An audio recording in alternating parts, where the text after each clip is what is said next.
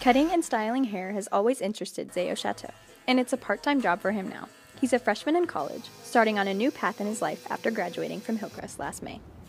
His life now is far removed from where it all began, in a small village in Ethiopia.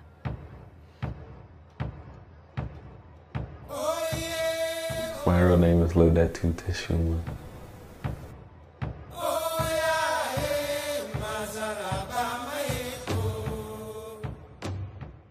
I'm from the part of Africa where we don't really have nothing. Houses are made out of mud and clay and sticks. I remember like hanging out with my uncle and going to do things and swimming and, you know what I'm saying, going to shower at the creek and taking care of the cows, climbing trees, getting fruit. I remember even like monkeys coming into our garden and chasing them away and stuff like that. I was probably 2, 3 years old. Woke up and both my parents would be gone. He has 7 siblings.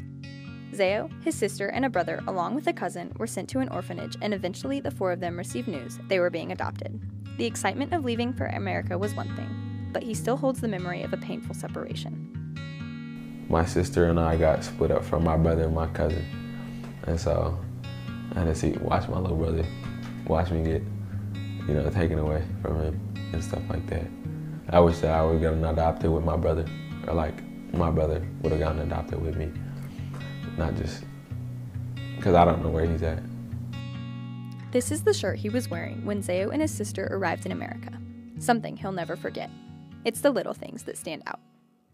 First days were fun. A lot of new things, a lot of things we ain't ever experienced before.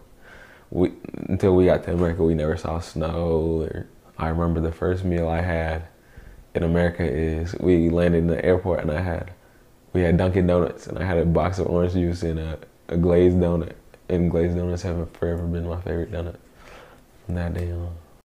Zao and his sister Cora have been raised by their adopted parents, the Shattos, and they are so thankful for the life they live here in Springfield. But it's that life he left in Africa that drew him back 4 years ago. That's when Zao got to visit his Ethiopian family, some he was meeting for the first time. It was just surreal. First time seeing my family like in a long time. My mom, my dad, my little siblings, like I didn't even know I had. So it was emotional, but also like a blessing. Zao lived the fast-paced life of an American teenager, and that made the trip to Africa to get in touch with his past that much sweeter. But there was a language barrier to overcome.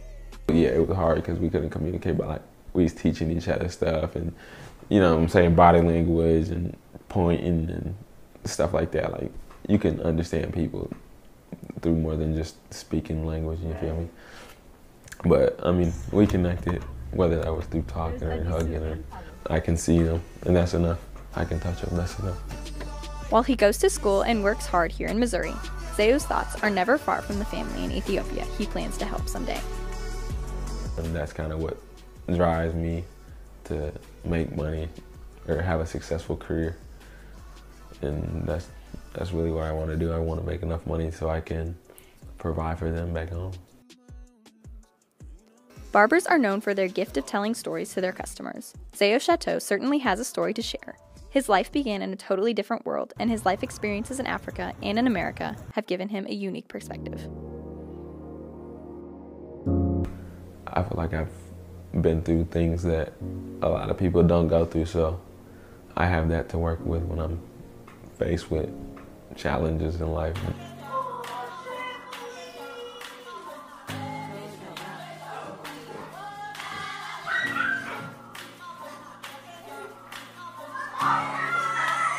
For HTV Magazine, I'm Shelby Epperly reporting.